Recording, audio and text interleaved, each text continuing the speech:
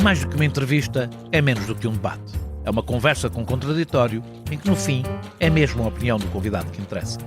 É um debate em que eu perco sempre. O Perguntar Não Ofende é um podcast assinado por mim, Daniel Oliveira, o que não faz chorar. Quase sempre sobre política, às vezes sobre coisas realmente interessantes. Pode subscrever e seguir o Perguntar Não Ofende em Apple Podcasts, Spotify ou qualquer plataforma de podcasts que utilize no seu telemóvel ou computador. Também pode ouvi-lo sempre em expresso.pt/podcasts.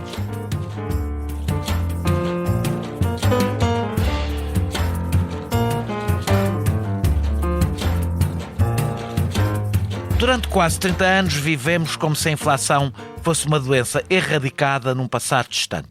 Os economistas chamaram grande moderação estas décadas de preços controlados e atribuíram o mérito à independência dos bancos centrais ou à introdução do euro.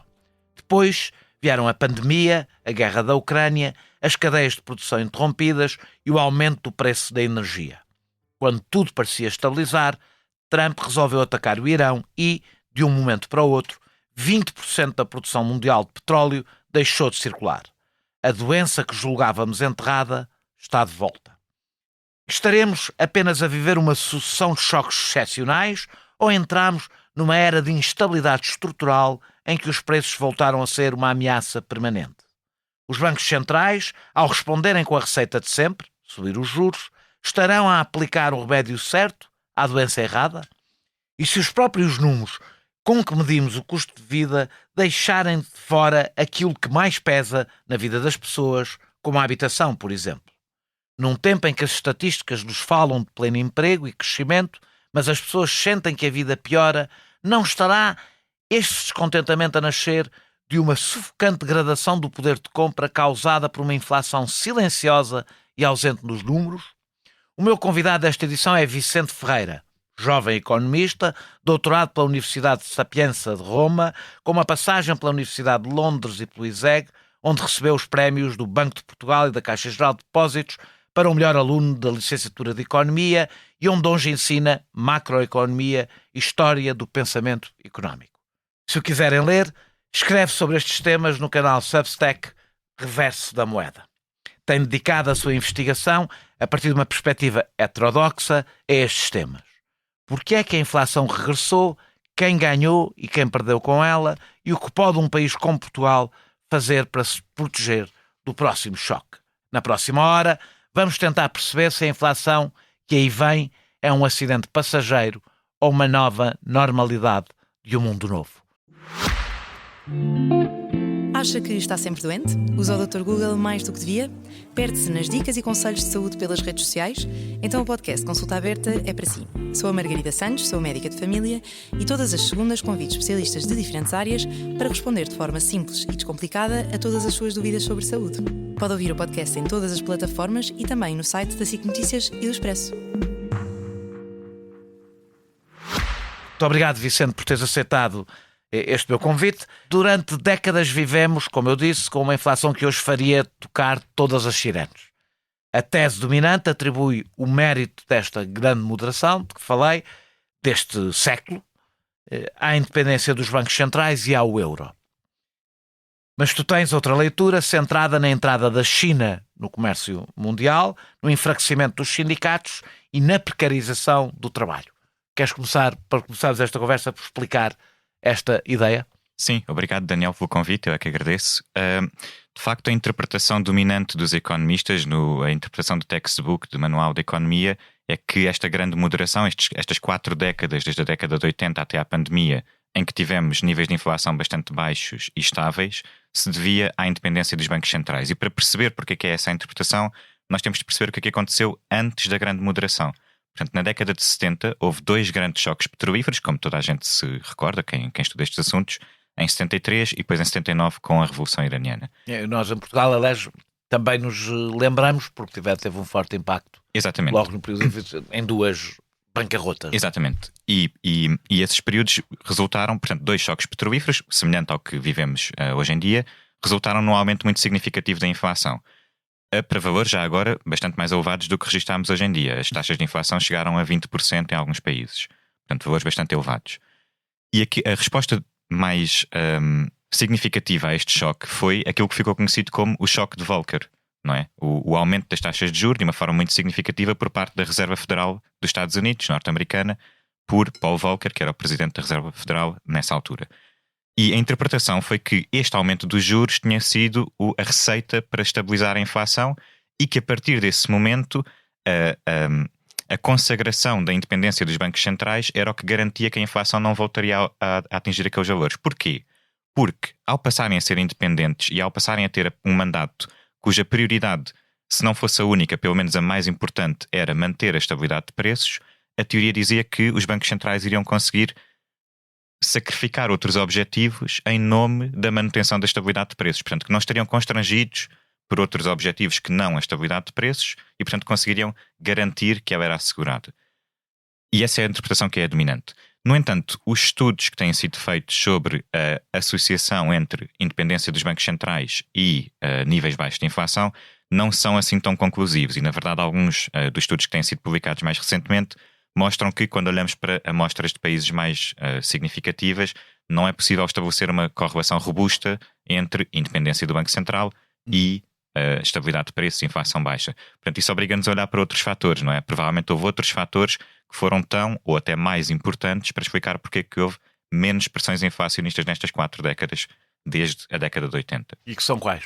São nomeadamente 2, eu diria. A primeira tem a ver com a globalização, que se acentuou muito desde a década de 80 e que tem um efeito muito imediato sobre os custos de produção, não é? Por um lado, passa a haver acesso a matérias-primas muito mais baratas, vindas de países que não estavam tão integrados na economia mundial, e por outro lado, há, enfim, acesso a produtos produzidos com custos de produção mais baixos, porque são produzidos com salários muito mais baixos que o nosso. Falaste da entrada da China na OMC, é um bom exemplo, mas mesmo aqui na União Europeia, se pensarmos na entrada dos países do leste na União Europeia, isso também contribuiu para, sabemos isso, não é? Para inundar o mercado com produtos produzidos a custos muito mais baixos. E, portanto, isso deu um contributo importante para evitar pressões inflacionistas. O outro teve a ver exatamente com o poder negocial dos trabalhadores, porque na década de 70 o que nós tínhamos era sindicatos muito fortes, que quando face a um choque inflacionista tinham um poder reivindicativo para aumentar salários, para proteger o seu poder de compra, pelo menos para tentar forçar aumentos salariais. E nós sabemos que a partir da década de 80 tudo isso se reverteu, não é? Tivemos uma queda muito significativa das taxas de sindicalização, tivemos uma generalização de formas de contratação precárias e, portanto, com menos direitos laborais e menos capacidade de reivindicação, a própria globalização com a ameaça de deslocar empresas para outras geografias, digamos assim, funciona também como mecanismo de pressão para conter os salários e, portanto, nós tivemos 4 décadas em que o poder de quem trabalha, dos trabalhadores, para reivindicarem aumentos salariais foi muito reduzido. E, portanto, nós chegamos à pandemia, digamos assim, com níveis de sindicalização muito baixos e com uma capacidade muito reduzida, ou pelo menos em comparação com outros períodos históricos, para... Poderíamos concluir daqui, nós já vamos falar da questão dos salários, que para conter a inflação, a perda de poder dos trabalhadores foi uma coisa boa. Depende de quem perguntares, não é? Nós vamos falar mais à frente, vamos falar da questão salarial. Com a pandemia e a guerra da Ucrânia, as cadeias de produção partiram-se, a energia disparou, a dependência da Rússia, a dependência em relação à Rússia tornou-se num problema imediato. Estamos a viver uma sequência de choques excepcionais ou o fim de tal grande moderação? Isso é que é a pergunta de €1 milhão, ou agora com a inflação se calhar já é 1,5 milhão, talvez. Exatamente. E eu acho que há alguns motivos para crer que isto não são choques isolados. Eu acho, na verdade, que há dois fatores estruturais que fazem com que estas condições que estiveram em vigor durante as 4 décadas da grande moderação possam não voltar a repetir-se nos próximos tempos, ou pelo menos que possam ser postas em causa. A primeira tem a ver com as tensões geopolíticas, que estão muito relacionadas com estes 2 choques inflacionistas que tivemos recentemente, não é? 2022, invasão da Ucrânia, 2026, guerra no Irão. Portanto, são ambos choques geopolíticos, digamos assim, que podiam ser eventos isolados, mas na verdade nós sabemos que estas tensões não começaram agora, não é? São eventos que têm vindo a acentuar-se nos últimos tempos e há, enfim, não é a minha área de especialização, mas há vários analistas que se têm debruçado sobre esse assunto e que nos dizem que nós estamos a viver num mundo mais polarizado, mais fragmentado do ponto de vista geopolítico, onde estas tensões estão a emergir, muito especificamente até entre a potência dominante, os Estados Unidos, e uma suposta potência emergente, não é? A China, que se traduz não apenas em conflitos armados, militares, como estes que temos assistido, mas também em conflitos comerciais, não é? Temos assistido nos últimos anos, a um acentuar de uma guerra comercial, com a imposição de tarifas, por exemplo, que são também uma reversão, uma inversão, se quiseres, do caminho de globalização e integração económica que tínhamos vindo a viver nos últimos 4 décadas. Aquilo que já se chamou a possibilidade de uma desglobalização. Exatamente. Portanto, não sabemos... Então deixa-me fazer-te uma pergunta sobre isso. Durante a pandemia falou-se especialmente, ao se perceber os níveis de dependência, quase que se tornou um certo consenso, que rapidamente desapareceu, de que era preciso algum nível de desglobalização, ou seja, de autossuficiência, se quisermos, mínima, até por razões ambientais também. Não aconteceu. Isso não aconteceu. E a minha pergunta é, por exemplo, para a Europa, se produzirmos na Europa... Produzir na Europa custa mais do que na Ásia, do que produzir na Ásia. Como é que isso pode fazer baixar os preços? Não pode. Ou seja, teremos níveis de inflação superiores neste processo de desglobalização? Segundo a tua lógica, teremos, não é? Depende do que estivermos a falar, não é? Por exemplo, há determinados tipos de produtos em que é um bocadinho inevitável. Então, nós pensamos, por exemplo, no tipo de roupa que compramos hoje em dia, sabemos como é que ela é produzida e a que preços, não é? Isso faz parte da grande moderação, é uma parte da história, e é uma parte da história que se calhar foi confortável durante uns anos, mas neste momento podemos achar que ela é problemática, não é? Ter acesso a produtos tão baratos, sabendo as condições em que eles são produzidos. Mas depende daquilo que estamos a falar, porque, por exemplo, se pensarmos em energia, se calhar o cenário inverte-se, porque a Europa não é produtora de combustíveis fósseis, que são a principal fonte de energia nas últimas décadas. Portanto, paga sempre o preço que estiver a ser praticado nos mercados internacionais. Uma transição energética faria com que nós passássemos a produzir a nossa energia cá, nomeadamente até Portugal, muito em particular, tem condições extremamente favoráveis para produzir energias renováveis. Como vou dizer aquela frase, aquela expressão que é comum neste programa, já lá vamos. Exato. Portanto, vamos falar, incluindo das renováveis e do efeito das renováveis. Mas, portanto, eu até diria também que já lá vamos, porque isto era a primeira dos dois fatores, não é? Tensões geopolíticas aparentemente mais expressivas, maior fragmentação, menos integração. Portanto, uma reversão das condições. E depois há um outro fator que nos faz pensar que nos próximos anos podemos ser confrontados com choques mais frequentes deste tipo, que são as alterações climáticas. Portanto, as alterações climáticas têm vindo a acentuar-se e há um alargadíssimo consenso científico que uma das principais expressões dessa acentuação é maior frequência de eventos climáticos extremos, não é? Fenómenos como secas mais prolongadas, cheias frequentes, períodos de precipitação mais intensa, tudo isso está a tornar-se mais frequente em consequência das alterações climáticas. Nós temos mesmo agora, não é? As tempestades do início deste ano que destruíram estufas, colheitas, centenas de milhares de galinhas poedeiras, ou seja, e isso tem um impacto evidentemente na inflação. Exatamente. Até que ponto as alterações climáticas vão ser um elemento central nesta...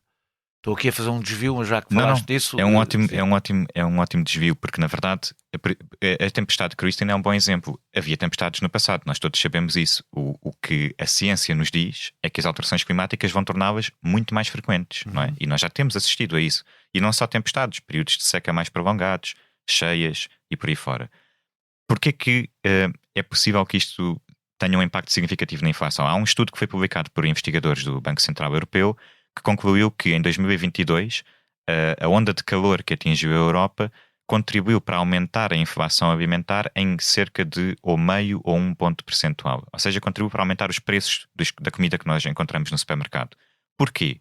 Porque as condições climatéricas mais extremas afetam a produção agrícola e com isso fazem com que haja menos oferta. E se houver menos oferta, haverá necessariamente uma pressão sobre os preços, não é? Temos menos produtos disponíveis para serem comprados. A Suíça exige às empresas privadas mantenham estoques de bens essenciais, de alimentos e fertilizantes, medicamentos e combustíveis, equivalente a 2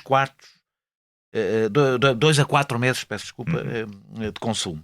A Finlândia tem reservas de cereais para 9 meses. São países que perceberam a estabilidade de preços, não pode depender exclusivamente da política monetária. Portugal tem alguma condições para seguir esse exemplo? Eu acho que tem, mas eu também diria que se calhar já lá vamos, não é? Porque isso é parte das respostas. Não sei, ainda estamos a contar esta história. Não é? Mas deixa-me fazer este desvio. Diz-me só se tem ou não tem. A gente depois, se Portugal tem condições para fazer isso ou não. Eu acho que qualquer país teria, se houver essa vontade de planeamento. Ou seja, normalmente os países que têm reservas estratégicas são países maiores, não é? Os Estados Unidos têm uma reserva muito importante de petróleo. Mas nós também temos, já agora é uma obrigação enquanto membros da Agência Internacional de Energia. A China é conhecida pelas suas reservas, a Índia também, mas a verdade, os exemplos que tu citaste é que há países com uma escala menor que também o fazem, por motivos de planeamento. E não é só, pronto, falaste na Suíça e na Finlândia. Temos o caso da Polónia, que é um bocadinho maior, a verdade, tem reservas de manteiga, por exemplo, que mobilizou durante a pandemia. Temos o caso do Japão, que tem reservas de arroz. Portanto, eu diria que tudo depende da vontade de planeamento, não é? Mas, ou seja, depois podemos falar um bocadinho melhor sobre porque é que o planeamento é uma boa... O que vemos desde, vamos certo, regressar, certo. O que vemos desde a Ucrânia é que o aumento de preços tem sido causado por problemas do lado da oferta da energia aos fertilizantes agrícolas. Mas o BCE respondeu com a receita típica: subir os juros para controlar a procura. Ora, os juros não têm qualquer impacto no preço do petróleo e as pessoas não podem deixar de comer, aumente-se os juros quanto aumentarmos. O dogma monetário sobrepôs-se à análise da realidade. É porque é um dogma tão forte que eu devo dizer que tenho participado em vários debates generalistas, como eu participo, e é quase... as pessoas dizem, mas como não? Como é que não pode ser, apesar de desafiar a lógica, não é? Sim, é curioso que na verdade eu até diria que, talvez seja a ser otimista, mas até diria que se calhar entre os economistas esse dogma já não é tão expressivo como em outras áreas da sociedade. E como no BCE. Exato, como no BCE, mas até como noutras áreas fora da economia. Porquê que eu digo isto? Porque há economistas até relativamente mainstream, se quiseres, ou seja, convencionais, que têm colocado em causa precisamente a meta dos 2% do BCE. Por exemplo, o Paul Krugman, que é um economista, digamos, mainstream, não é? Neo-keynesiano, e o Olivier Blanchard, antigo presidente do FMI, líder do FMI, colocaram em causa esse limite, até discutiram a possibilidade de ele ser um bocadinho maior. Estes 2%, que é os 2%, para quem não sabe, é tratado pelo BCE como uma espécie de lei da física, não é? A partir do momento que aumenta aos 2%, tem que se aumentar as taxas de juros. Tem alguma base científica estes 2%? É uma ótima pergunta. Na verdade, nós normalmente quando pensamos neste assunto, hoje em dia, de facto, como tu disseste, eu esqueci-me de explicar, quase todos os bancos centrais do mundo têm a meta dos 2%. Portanto, eles são independentes, não respondem ao poder político, têm um mandato cuja principal prioridade, na maioria dos casos, é manter a estabilidade de preços, e isso significa manter a inflação em torno ou abaixo, mas normalmente em torno dos 2%. Agora, quando nós pensamos nisto, pensamos, porquê 2%? Porque não 3%, ou porque não 1%, ou porque não 4%? E a pergunta normalmente é, ou melhor, as pessoas normalmente associam isto a quem é que começou, quem é que instalou esta prática, não é? Pensaríamos que teria sido um dos países dominantes, Estados Unidos talvez, ou Reino Unido, mas na verdade não foi. Sabem quem foi não sei se quem nos ouve sabe quem foi o primeiro país a implementar os 2%. Não, acho que quem nos ouve... Provavelmente não é? Provavelmente ninguém. Muitos economistas também não. Sei. Foi a Nova Zelândia. E porquê que foi a Nova Zelândia? Porque a Nova Zelândia, na altura ou seja, na década de 70, 80, estava a atravessar a inflação como todos os países estavam a atravessar, e o governo mandatou o Banco Central para definir uma meta para a inflação. E a meta foi definida de uma forma puramente política. Aliás, isso é dito pelos próprios intervenientes. Há uma entrevista que é feita, uma reportagem que é feita pelo New York Times recentemente, em que os próprios intervenientes falam sobre o processo e explicam que aquilo foi uma decisão política. Ou seja, tinha que ser um número que não fosse muito elevado porque eles queriam conter a inflação, não podia ser demasiado baixo porque tinha que se dar algum espaço de manobra, e acabaram por chegar aos 2%. Mas podiam ter chegado aos 3% ou aos 4%. Não há nenhuma base, não houve nenhum estudo empírico, digamos assim, robusto a justificar que o 2% era o valor ótimo para a inflação. E já agora não podia haver, porque essa é a parte talvez mais interessante, é que a meta que nós definimos para a inflação não é neutra do ponto de vista distributivo, porque uma inflação baixa não beneficia todas as pessoas da sociedade da mesma maneira. É importante ter isto em conta.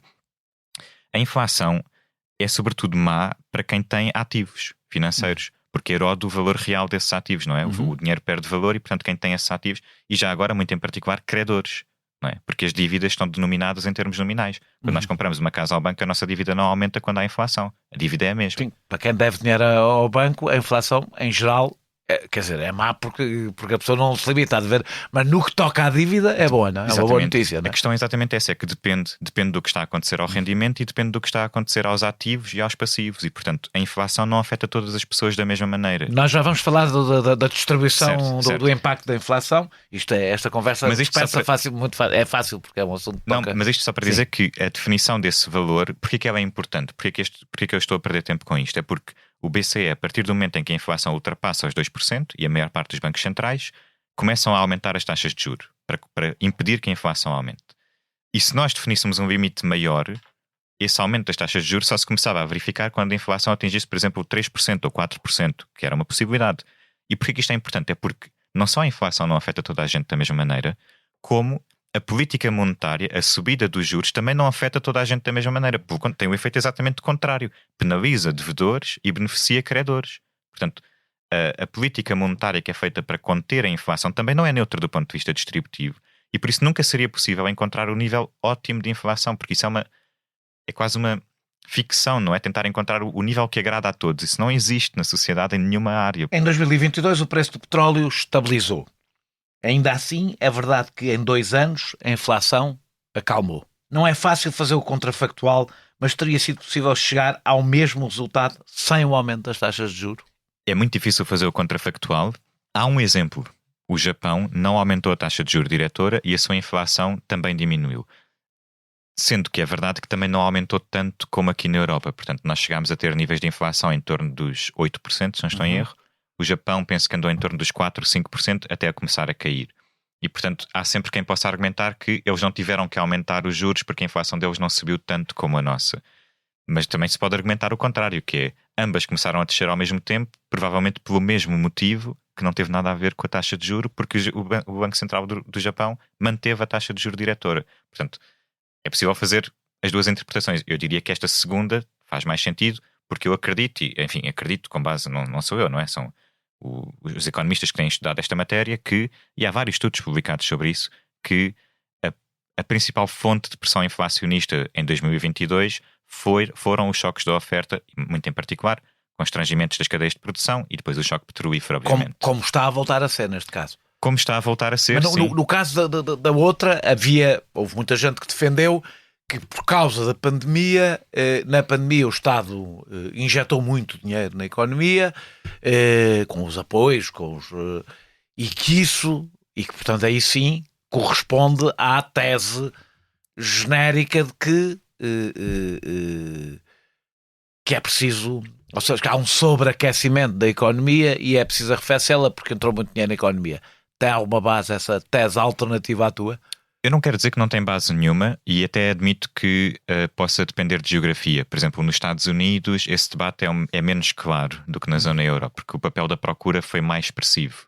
Nomeadamente, o Estado meteu muito mais dinheiro. Aqueles cheques de estímulo que foram pagos às pessoas. Houve um estímulo orçamental muito maior do que a Europa fez. Mas, em todo o caso, eu diria que há alguns sinais que colocam em causa essa visão, que é, por exemplo, o facto de a inflação ter descido sem ter sido necessário abrandar assim tanto a economia. O desemprego não aumentou de uma forma significativa na Europa. E mesmo outras medidas de sobreaquecimento do mercado de trabalho, como o rácio de aberturas de novos empregos sobre o desemprego, também não diminuíram de uma forma significativa durante o período da desinflação, da descida da taxa de inflação. Portanto, à partida, se a premissa era que era preciso arrefecer a economia para abrandar a inflação, não parece ter sido necessário que isso acontecesse. Claro que a interpretação mainstream, não é? Aquela que defendida pelos bancos centrais, é que tudo funcionou por via do canal das expectativas, que é o Banco Central tem um mandato credível de que vai manter os preços estáveis, aumentou as taxas de juros para sinalizar às pessoas que ia manter a inflação estável e por isso as pessoas acreditaram que isso ia acontecer e não incorporaram níveis mais altos de inflação nas suas reivindicações salariais, portanto não criaram aquilo que se chamava a espiral inflacionista.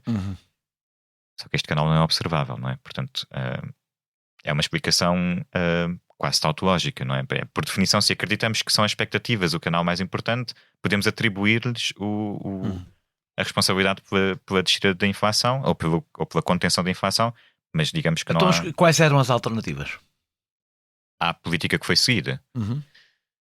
É uma pergunta difícil de responder porque eu penso que, ou pelo menos eu acho que me alinho com os economistas que têm analisado esta questão de uma forma um bocadinho diferente, que é: nós não devemos responder à inflação de forma reativa, depois dela acontecer. Nós, na verdade, devemos planear as nossas economias para prevenir e mitigar choques de preços quando eles ocorrem. Mas nós sabemos que a inflação é uma fogueira onde cresce descontentamento, raiva popular, sentimos isso, quando a inflação aumenta, isso tem efeitos políticos. Portanto, o poder político não pode ficar...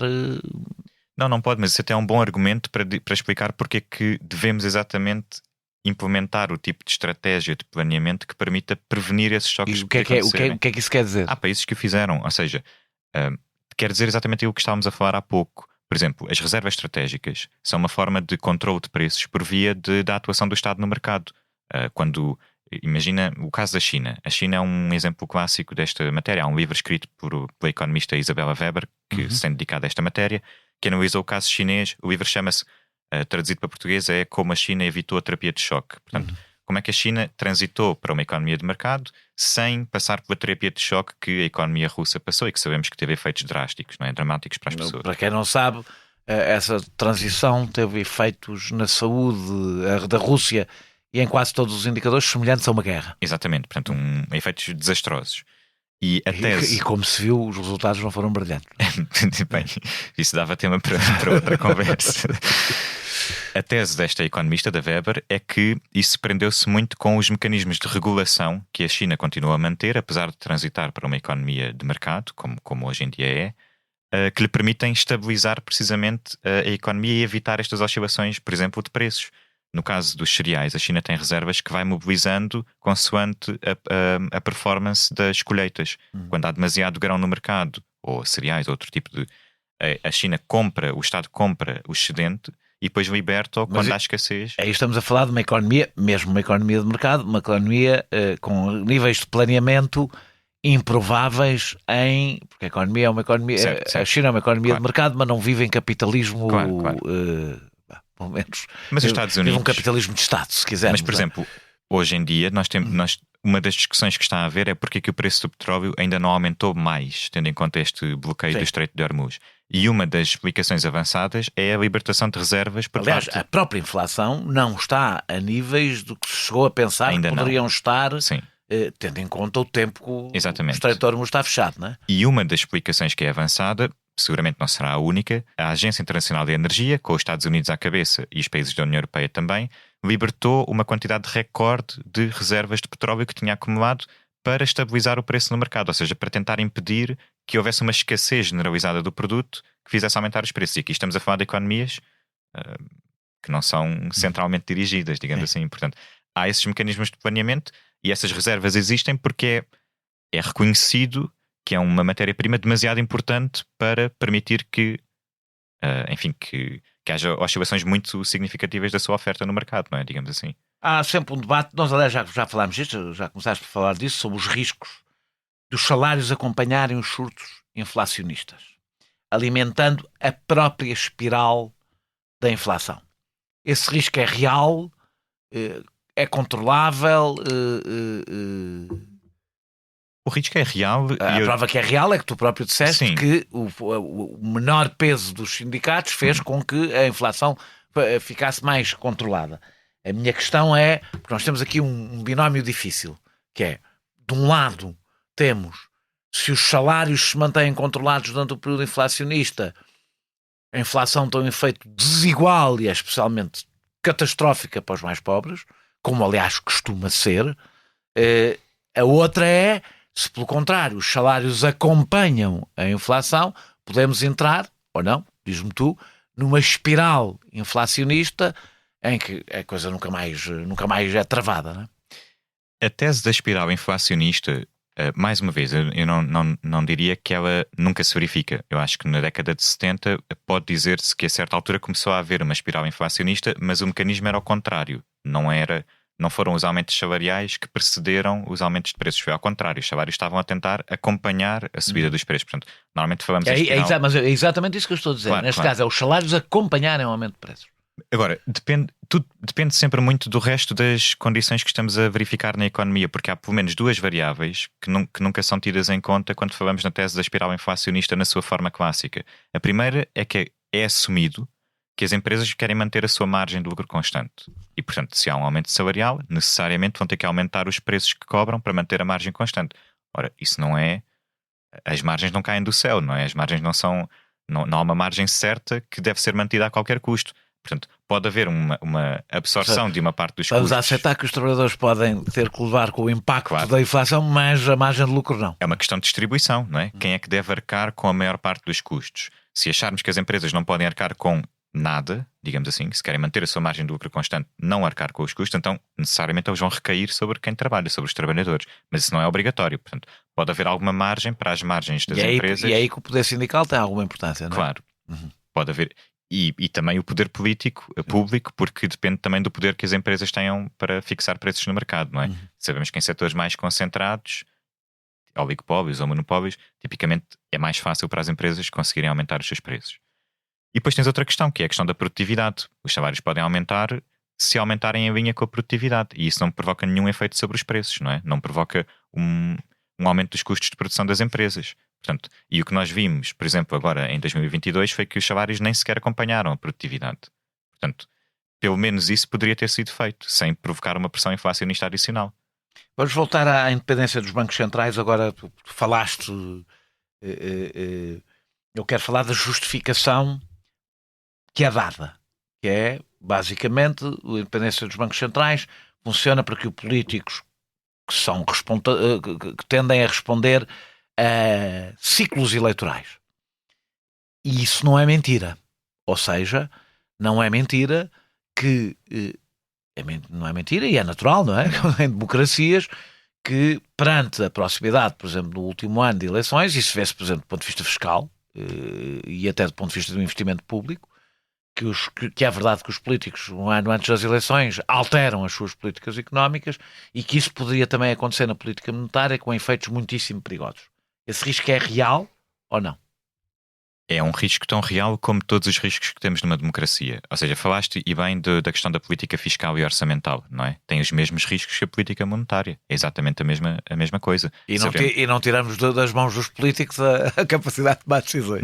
Não por falta de quem o sugira. Nós até aqui em Portugal tivemos, nos últimos anos recentemente, passou um bocadinho despercebido, mas houve alguns artigos de opinião de economistas e até juristas reputados a sugerir exatamente isso, não é? E temos andado a falar sobre estas ideias já há algum tempo. Definir um limite para a dívida pública ou para o déficit ou para a despesa na Constituição, que os governos não possam... Na realidade é como se tivéssemos, porque temos por via da União Europeia, não é? Temos, mas lá está, mas ainda não chegamos a um ponto em que se considere normal que os governos não tenham capacidade de decidir a política orçamental. Talvez um dia lá chegaremos e não me parece desejável. Mas aparentemente criou-se este consenso de que a política monetária é uma coisa à parte, é excepcional, não é política, é técnica e portanto deve ser decidida por técnicos. E aquilo que estávamos a falar há pouco é que a realidade não é essa. A política monetária tem considerações políticas por trás porque não afeta todas as pessoas da mesma maneira. E portanto, se nós começamos a ceder, ou seja, se nós não aceitamos que a política orçamental e a política fiscal sejam decididas por entidades tecnocráticas e não eleitas democraticamente, porque sabemos que elas têm impactos diferentes na população, então o mesmo raciocínio, na minha opinião, aplica-se à política monetária. A política monetária não é neutra do ponto de vista distributivo e, portanto, deve desejavelmente ser decidida de uma forma democrática. Se como defendes, mas bem, como tu sabes, hoje em dia, eu já tive várias vezes esta discussão, a independência dos bancos centrais é posta quase ao nível da independência dos tribunais, não é? Como se tivesse a ver com se tivesse a mesma base política da separação de poderes. Se como defendes, a grande moderação se deveu à globalização, à integração da China e ao enfraquecimento dos sindicatos, estamos a construir uma arquitetura institucional em cima de um mito. A minha pergunta é: a independência tornou-se uma espécie de imunidade à evidência? Pegando, por exemplo, na última crise em que já houve mesmo muita gente a dizer: desculpem, este aumento das taxas de juros, se o problema é na oferta e não na procura, este aumento das taxas de juros não faz sentido. E tivemos um Banco Central que não é possível contrariar a tomar esta decisão. Isto é perverso? Como disse, eu acho que mesmo o consenso entre economistas já não é tão forte como era há uns anos. Há vários exemplos. Claro que temos os mais heterodoxos, se quiseres, o Joseph Stiglitz tem escrito sobre o assunto, mas eu dei até 2 exemplos de economistas que são bastante convencionais, o Paul Krugman e o Olivier Blanchard. Ambos colocaram em causa, em particular, a meta dos 2% do Banco Central. Disseram que podia ser maior, podia ir até aos 3% ou 4%. E porquê que eles dizem isto? Porque o que dizem é, nós não devemos começar a aplicar aquela resposta do aumento das taxas de juros a um nível tão baixo de inflação, exatamente porque isso, na sua perspectiva, tem efeitos mais perversos do que aqueles que está a tentar combater. E, portanto, se isto é uma discussão, logo, só o facto de ser uma discussão mostra que isto não é uma ciência técnica e neutra, não é? Há uma coisa neste momento que joga contra o teu argumento, que é ter Donald Trump a querer tomar decisões contra o governador, contra a Fed, não é? Portanto, ficas do lado do Trump. Não, eu podia levar isto assim mais para lá da brincadeira e dizer que os relógios estragados acertam na hora 2 vezes por dia, mas nem acho que seja o caso, na verdade. Acho que ele tem mesmo objetivos que não têm nada a ver com isto. Já agora, como por exemplo em relação às tarifas. As tarifas são uma política comercial que sempre foi defendida por economistas heterodoxos de uma forma... E já agora, e que sempre foi aplicada por toda a gente, incluindo certo, a Europa. exatamente, né? Mas que sempre foi criticada por economistas convencionais e defendida por economistas heterodoxos como tarifas dirigidas a setores específicos com objetivos de industrialização. Não tem nada a ver com aquilo que o Trump está a fazer, que é aplicar tarifas generalizadas a tudo o que é produto e com um objetivo que é de retaliação e de tensão com outros países. Até produtos que não produz, não é? Exatamente, e portanto que é contraproducente. Portanto, que não produz, nem tem condições para produzir, não é? Não tem. Portanto, eu diria que não, essa associação não é uma justa. Pronto, o BCE veio dizer que com a inflação a 3%, por causa da guerra do Golfo, voltará a subir os juros. Que impacto é que tem isto no crescimento do espaço europeu? Que impacto é que tem estas recorrentes? Há também quem diga, as taxas de juros nunca tiveram tão baixas. Ou seja, da mesma maneira que vivemos inflações baixas durante muito tempo, vivemos com taxas de juros muito baixas durante muito tempo. Isso também tem os seus riscos. Que impacto é que terá um novo aumento das taxas de juros? E se também as taxas de juros permanentemente baixas são sustentáveis? Isto é uma pergunta difícil. Impacto ao nível do crescimento é difícil dizer. Teoricamente, um aumento das taxas de juros, como disse, funciona para arrefecer a economia, não é? O mecanismo, se quisermos explicá-lo passo a passo, é aumentar a taxa de juros, portanto o crédito fica mais caro, as empresas já não recorrem tanto ao crédito para investir, portanto investem menos e com isso temos menos procura na economia. O objetivo é teoricamente arrefecer. Se isso acontece na prática, depende, porque há sempre um desfazamento temporal, estas coisas não se produzem de um momento para o outro, e depende do resto das condições da economia. Portanto, por exemplo, nós tivemos o aumento das taxas de juro agora em 2022-23. Como disse, o desemprego não aumentou de uma forma significativa, portanto, há alguma dúvida sobre até que ponto é que teve mesmo efeitos reais sobre a economia. Pode ter desacelerado, ou seja, podia haver ainda mais crescimento potencial que não foi cumprido, mas isso é um contrafactual que é sempre difícil de fazer, não é? Portanto, é difícil saber que impacto é que tem desse ponto de vista.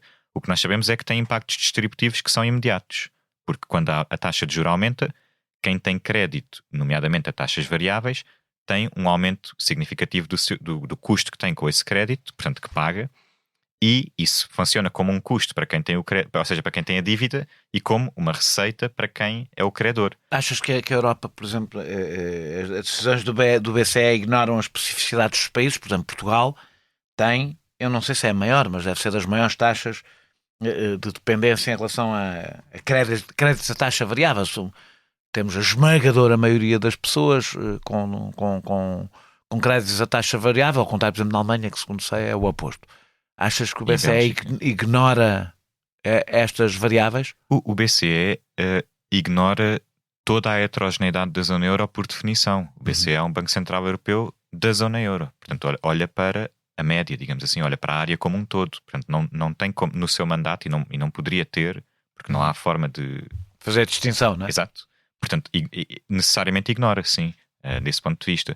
Mas como estava a dizer, o impacto... Portugal sofre o aumento das taxas de juros de uma forma mais forte do que na maior parte dos países. Sim, europeus. houve um estudo publicado por economistas do FMI que analisou o período da subida das taxas de juros de 2022 e 2023, se não estou em erro, e concluiu que Portugal era, eu já não me lembro se era eu acho que era o país, não era o país, era o segundo, mas acho que era mesmo o primeiro onde o impacto no rendimento das famílias, ou seja, em termos de percentagem do PIB, o impacto tinha sido maior. Porquê? Porque temos uma grande percentagem de proprietários e a esmagadora maioria dos créditos são a taxa variável. Curioso, seria de esperar, portanto, que o governador do Banco de Portugal fossem os que mais resistem ao aumento das taxas de juros.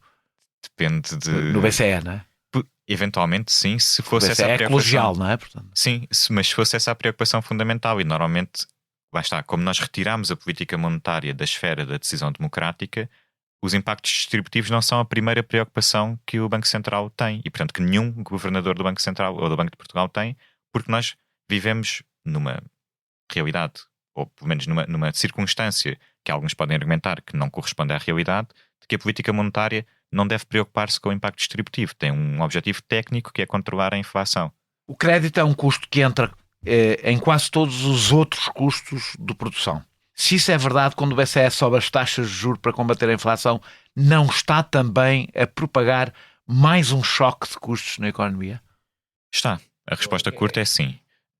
Mas a teoria o que diz é que o impacto que tem por via da procura mais do que compensa esse impacto e, portanto, como desencoraja tanto a procura, acaba por conseguir conter a pressão sobre os preços. O problema é que se a crise inflacionista não resulta da procura, e se estamos a falar de algumas coisas em que a procura é inelástica, alimentação, as pessoas não deixam de comer, não é? Só aumenta custos. Se não tem efeito na procura... Mas tem sempre algum, tem sempre algum, não é? Há de ter sempre algum, sobretudo se for uma subida muito significativa dos juros, tem sempre algum no investimento e no emprego. Portanto, por essa via há de ter efeito sobre a procura. Durante a crise de 2022, as 5 maiores petrolíferas mundiais registaram lucros de 281 mil milhões de dólares. Em Portugal, a Galp teve o maior lucro da sua história. Como é que isto se explica? Bem, há um motivo que é evidente, não é? Que é quando o preço do petróleo aumenta, quem vende o produto, à partida, tende a beneficiar com isso. Aliás, aqui estamos até a falar de petrolíferas que também compraram o petróleo. Sim. E estão a revendê-lo. Portanto, compraram mais caro. É verdade. Por exemplo, nós vemos isso na margem de refinação da Galp e de outras empresas, não é? A diferença entre aquilo que eles pagam pelo crudo, pelo petróleo em termos brutos, e depois o preço que conseguem cobrar pelo petróleo refinado, que é vendido nas gasolineiras, não é? Porquê que isso acontece? Na verdade, o preço do petróleo é engraçado porque há um fenómeno que está identificado até na literatura económica, que é o de rockets and feathers, foguetes e penas. Normalmente os preços sobem como foguetes. Quando o preço do petróleo aumenta, o preço da gasolina sobe como um foguete, muito rapidamente. E depois, quando o preço do petróleo diminui, o preço da gasolina não desce ao mesmo ritmo que quase todas as pessoas. Eu tenho a sensação que na inflação de 2022 isso aconteceu não só no petróleo. Sim, talvez noutros produtos, mas no petróleo é um caso que é muito evidente e que está identificado na literatura, e acho que a maior parte de quem nos ouve e que anda de carro sente sempre esta paradoxo, não é? Quando o preço do petróleo cai, parece que nunca se reflete de forma imediata na gasolina quando vamos encher o depósito do carro. E obviamente que a explicação que tem sido mais atribuída, ou seja, identificada para explicar este fenómeno, é o poder de mercado que estas empresas têm, não é?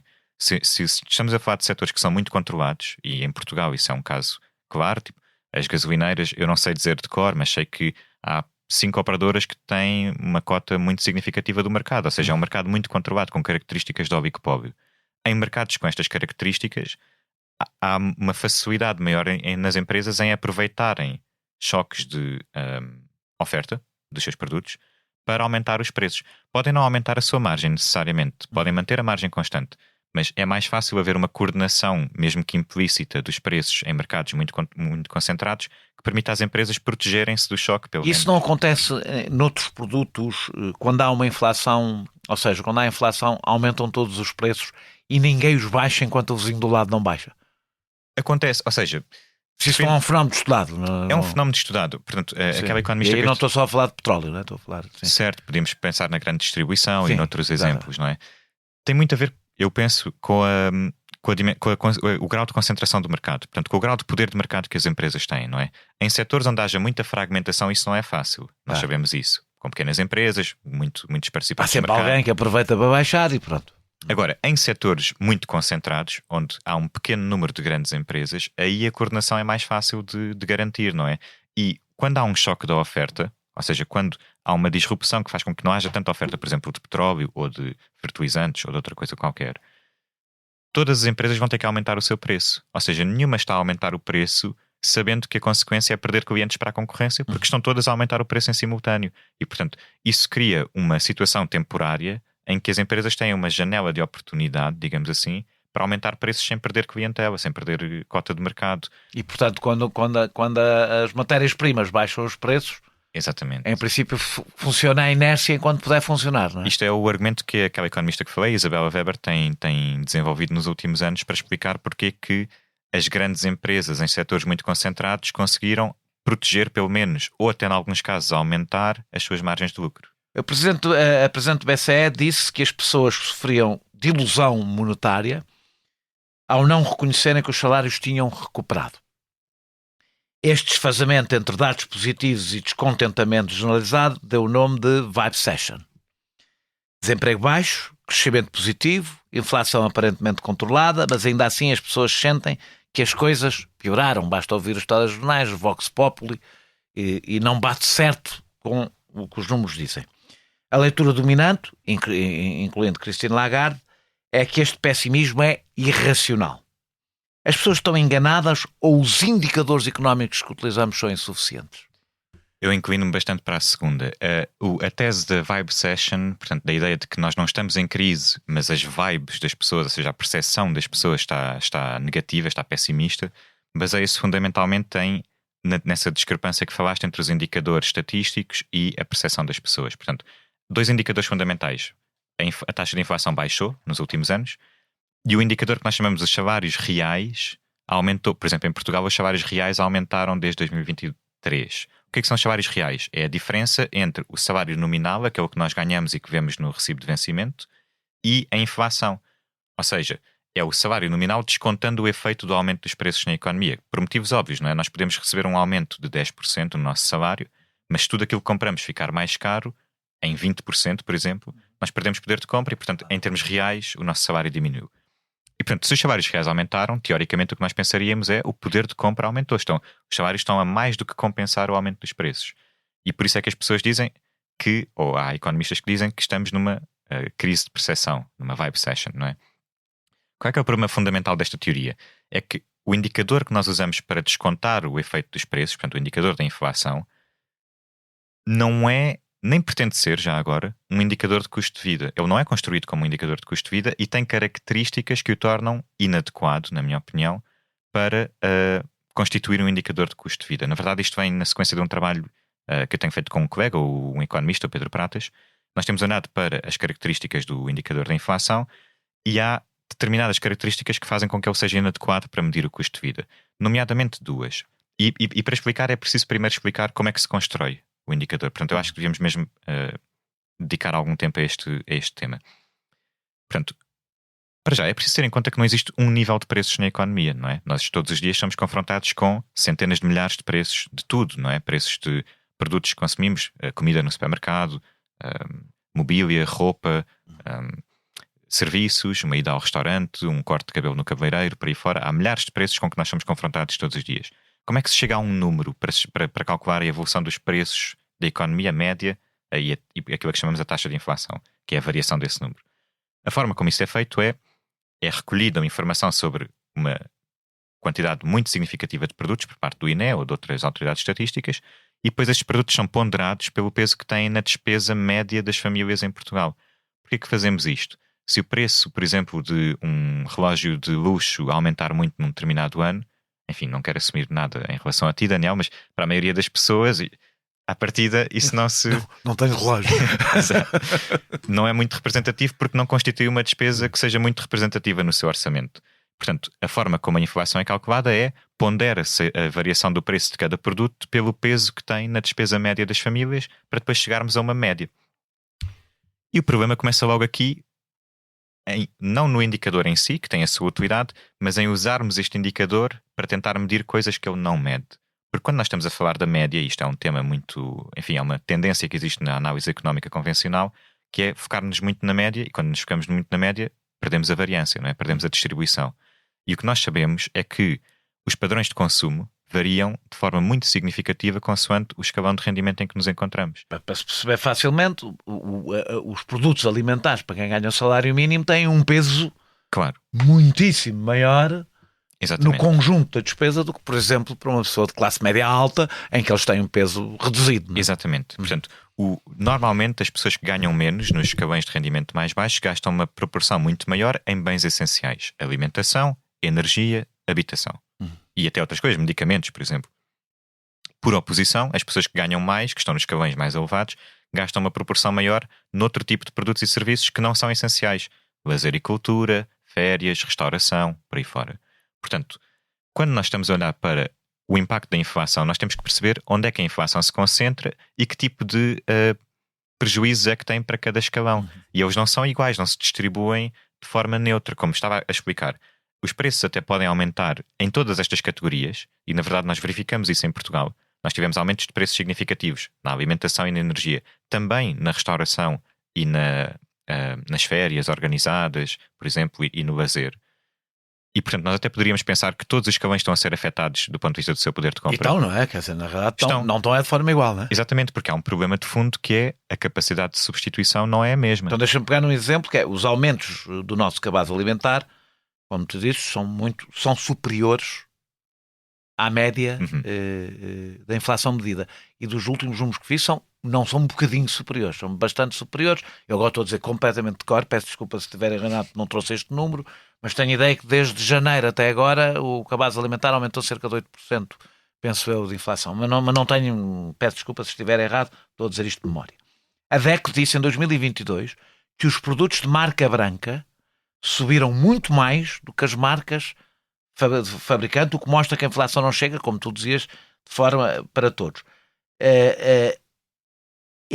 Ou seja, uma das razões da suposta vibe session é exatamente tem a ver com a desigualdade deste efeito que a inflação não mede. A taxa de inflação não mede. Parece-me que a desigualdade que a taxa de inflação não mede porque não foi construída para a medir e nem pretende medi-la, é um dos problemas, porque se nós estamos a aplicar... As pessoas não ficam também, não estão todas chateadas, peço desculpa a expressão, da mesma maneira, não é? Quando ouvimos o Vox Populi, são geralmente pessoas que estão a comprar produtos essenciais, não é? Claro, ou seja, e se por um lado nós sabemos que a subida de preços foi mais intensa e concentrou-se em bens essenciais, não é? Energia e alimentos têm subido acima da média, digamos assim, e se por outro lado sabemos que mesmo quando os outros serviços encarecem, a capacidade de substituição não é a mesma, porque como estava a dizer, é diferente uma pessoa de um escalão de rendimento elevado enfrentar preços de restaurantes mais elevados e pensar, bem, então já não janto fora, restaurante, não é? Já não janto fora 3 vezes por semana, se calhar janto só uma ou qualquer coisa. E nem é preciso ir tão longe. Mesmo isto da marca branca que eu estava a dizer, a pessoa que compra a marca passa para a marca branca. A que está na marca branca é que já não tem ponto de passar. Isso é um ótimo exemplo e é outro fenómeno que tem sido identificado na literatura, que é o que se chama cheapflation, a inflação dos produtos mais baratos. Em Portugal, um estudo do Banco de Portugal confirmou essa tendência entre 2022 e 2024. Os produtos do supermercado que custavam menos, os que eram mais baratos, tiveram um aumento de preço maior do que os produtos mais caros, que vai um bocadinho ao encontro daquilo que estava a dizer. A marca branca encareceu mais do que as marcas de fabricante. Mais uma vez, a capacidade de substituição não é a mesma. Para quem já comprava a marca branca à partida, não pode fugir. Não há nada abaixo, não é? Exatamente. Para quem comprava marcas de fabricante, há sempre essa opção de optar por uma marca que está mais barata, mesmo que esteja a subir mais, mas que é um preço mais barato, e portanto proteger-se de certa forma, mitigar o efeito da inflação no seu rendimento. Há um cálculo que citas que me impressionou. Se os Estados Unidos ainda usassem a metodologia que vigorou até 1983, que incluía os custos do crédito à habitação no índice de preços, a inflação no pico de 2022 teria sido de 18% e não de 9%.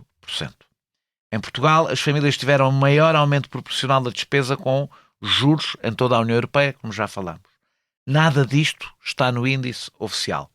Andamos a subestimar, por exemplo, por esta via da questão da habitação, o aumento do custo de vida. Esse é o segundo grande motivo. Ou seja, há pouco tinha dito que um dos motivos pelos quais o indicador da inflação, o IPC, o Índice de Preços no Consumidor, não é adequado como indicador de custo de vida tem a ver com a distribuição, não é? Com as diferenças de inflação por escalão de rendimento, digamos assim. O segundo grande motivo para além desse, e talvez até bastante significativo num país como Portugal, é que os custos com a habitação estão bastante subrepresentados, digamos assim, no indicador da inflação. E tem um peso enorme em Portugal tem um no peso custo de vida, enorme, não é? tem um peso enorme no custo de vida e tem um peso muito pequeno naquela ponderação que é feita no cabaz médio das famílias, que é feita para ponderar a taxa de inflação. Porquê? Por dois motivos fundamentais. Primeiro, porque o indicador da inflação não inclui despesas com prestações de crédito. Portanto, a prestação do empréstimo... Que tem um peso enorme, não é? Exatamente, que tem um peso enorme para quase todas as pessoas que são proprietárias. Que são a maioria dos portugueses. Que são a maioria dos portuguses. Não 70%, se não estou em erro, de acordo com os últimos 70, dados. 80, anda por aí.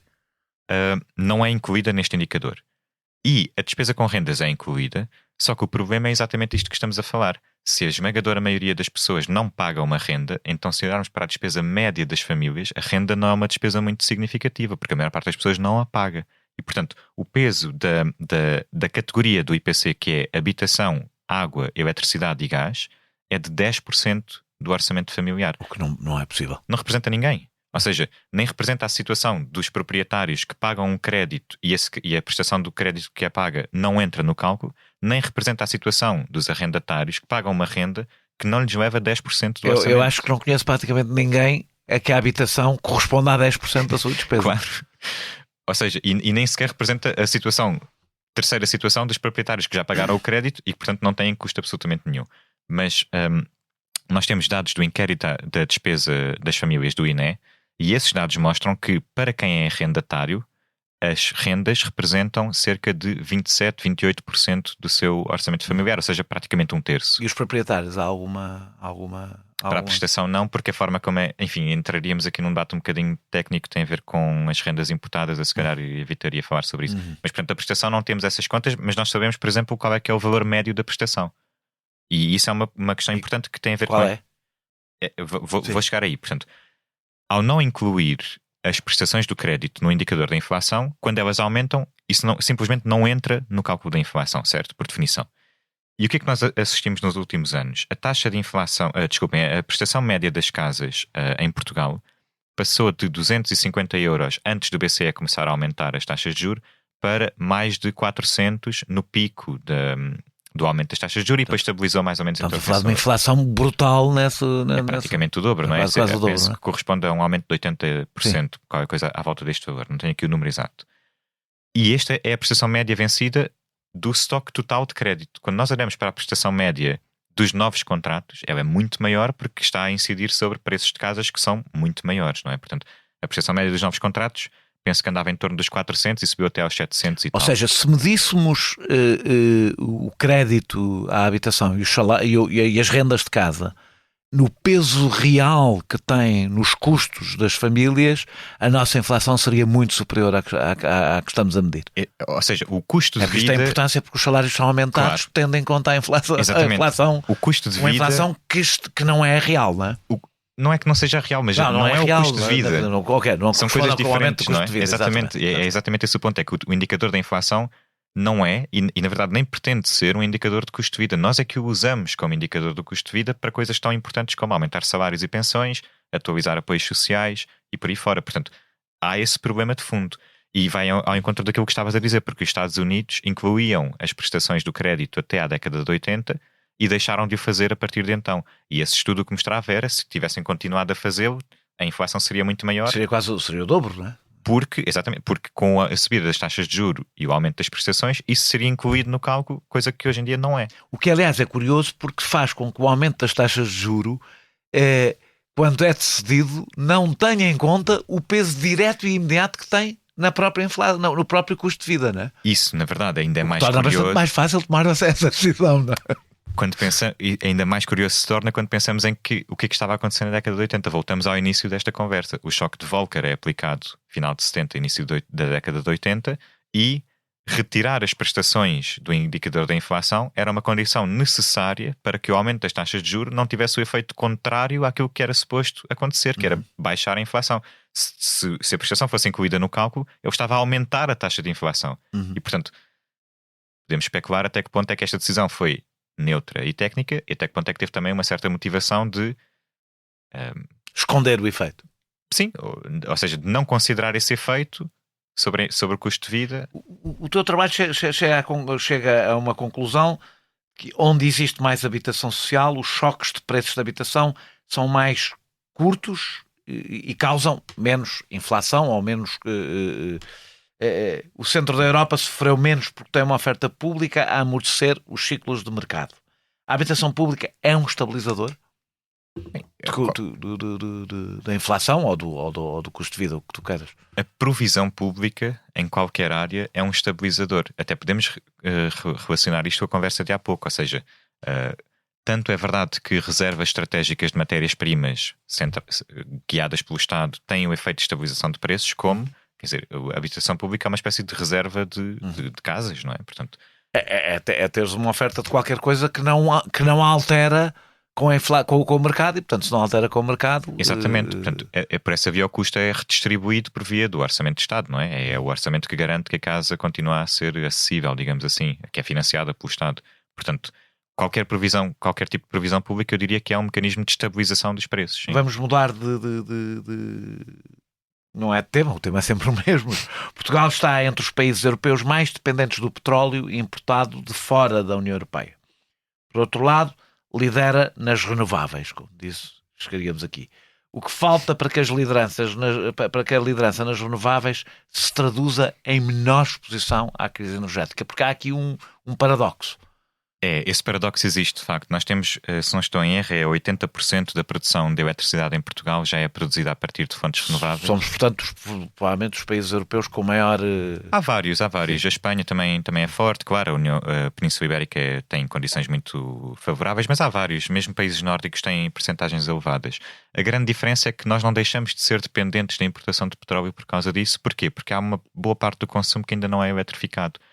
O caso mais evidente é os transportes, não é? Os transportes são maioritariamente ainda feitos com base em combustíveis fósseis. E, portanto, enquanto nós não tratarmos desse problema, entre aspas, continuamos incrivelmente dependentes da importação de combustíveis que não produzimos e, portanto, que é um duplo problema. Não é só a questão do preço, é também a questão da balança externa. É um problema para o país, não é? Portugal foi menos afetado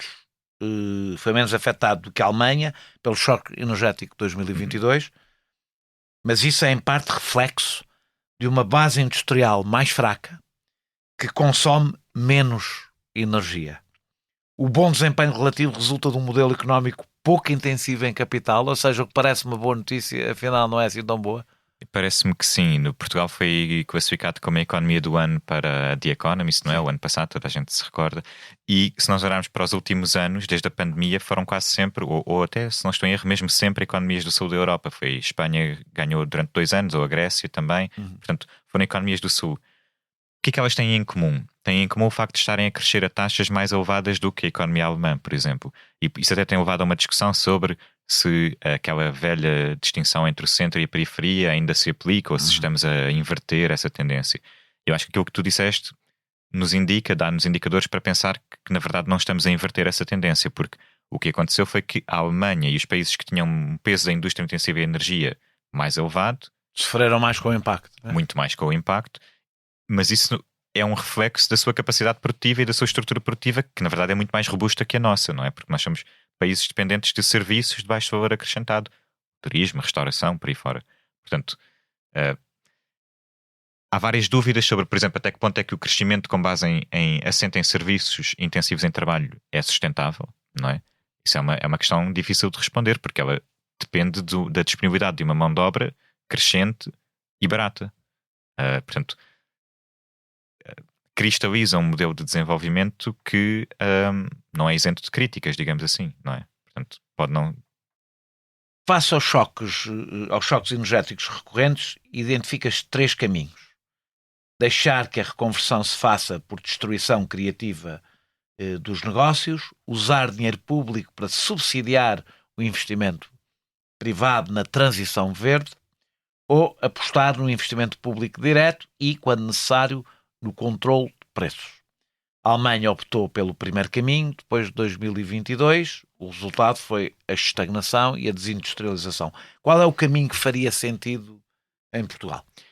Essa distinção é feita por 2 economistas, a Daniela Gabor e o Benjamin Brown. Portanto, acho que enfim, Sim. a terminologia foi desenvolvida por eles.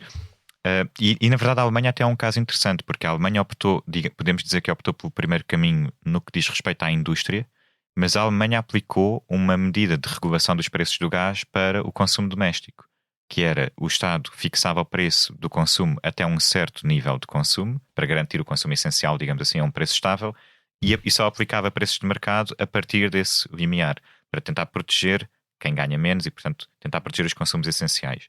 Portanto, até nos mostra dois caminhos possíveis, digamos assim, porque esse mecanismo que foi aplicado na Alemanha teve efeitos, conseguiu conter o preço do gás para as famílias. Portanto, foi financiado pelo Estado, obviamente, tem custos também, mas teve um efeito de estabilização do impacto para quem ganha menos. E, portanto, a Alemanha até nos mostra mais do que um caminho que é possível, não é? Agora, essa distinção que é feita pela Daniela Gabor apresenta o caso alemão como, não tendo havido uma intervenção mais direta do Estado para proteger a indústria, o resultado é a estagnação que eles têm tido desde a pandemia. E isso é algo que nós verificamos hoje em dia. Portanto, a consequência que se retira daí é que o Estado deveria intervir de alguma maneira no mercado. A grande discussão é de que forma é que se pode intervir, e é por isso que ela identifica esses dois caminhos alternativos, porque a intervenção que tem sido feita maioritariamente na União Europeia e nos Estados Unidos é aquilo que a Daniela Gabor chama de de-risking, retirar os riscos do setor privado, ou seja, socializar a parte dos riscos por via de concessão de subsídios ou benefícios fiscais, sem socializar a parte dos benefícios, dos retornos, digamos assim.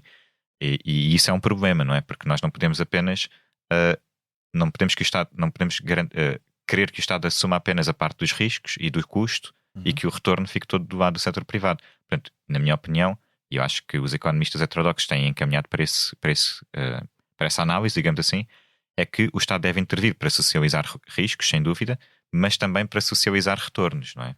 Portanto, isso faz através da intervenção do Estado diretamente na economia, com investimento público, ou então através da definição de regras que permitam que, quando as empresas que são apoiadas têm retornos positivos, isso seja de alguma forma, se reverta de alguma forma. Aplicando à realidade destes surtos inflacionistas. Há várias medidas, por exemplo, se pensarmos nas vacinas produzidas durante a pandemia para combater a Covid-19. Uma forma de socializar os benefícios, o Estado entrou com uma grande parte do investimento na fase inicial que entrou, nós sabemos que entrou. Uma forma de socializar o benefício era impedir a formação de patentes privadas e garantir que a vacina era distribuída a preços acessíveis. Como não é? Várias pessoas defenderam. Exatamente. Ou pensamos noutro caso menos direto, por exemplo, na energia. Se quisermos subsidiar ou apoiar a produção de empresas que até são privadas, o Estado pode adquirir uma participação. E quando essas empresas têm o retorno, recebe uma parte do retorno por via da sua participação na empresa. Ou então pode também, mais uma vez, definir regras de, por exemplo, manutenção de preços acessíveis para consumos mínimos essenciais de energia, por aí fora. Ou seja, há várias formas de garantir, não tem que ser necessariamente tributar os lucros que as empresas têm. Também pode ser por aí, tributar lucros extraordinários. Mas há várias formas diferentes de garantir que há uma socialização dos benefícios, seja por via de preços mais acessíveis ou por via de retornos para o Estado decorrentes de propriedade de capital. Uma última pergunta: se tivesses de identificar uma única medida, eu sei que estas perguntas são sempre difíceis, que Portugal poderia adotar para reduzir a sua vulnerabilidade à próxima crise inflacionista, qual seria? Estava com esperança que não tivéssemos tempo para chegar a esta pergunta. Eu queria mesmo evitar, eu não quero dizer que esta é a bala de prata, mas parece-me claramente que reduzir a nossa exposição e a nossa dependência de matérias-primas fundamentais, e a mais importante de todas são os combustíveis fósseis, é uma condição necessária e indispensável para nos protegermos de futuros choques. Portanto, em Portugal isso se traduz numa coisa muito simples, que é acelerar a transição energética. Falámos há pouco de eletrificar o setor dos transportes. Isso passa, por um lado, por promover a adoção de carros elétricos, mas vai mais além disso, na verdade. Tem que passar mesmo por uma alteração da mobilidade, dos padrões de mobilidade, e por uma aposta muito maior numa rede de transportes públicos que permita reduzir o número de carros em circulação. E isso, por exemplo, essa medida faria uma diferença muito significativa na nossa exposição a choques, porque reduzia de forma significativa a nossa dependência de combustíveis fósseis que são importados. Muito obrigado, Vicente Ferreira, por teres aceitado este meu convite. Nós regressamos brevemente com outro convidado ou convidado.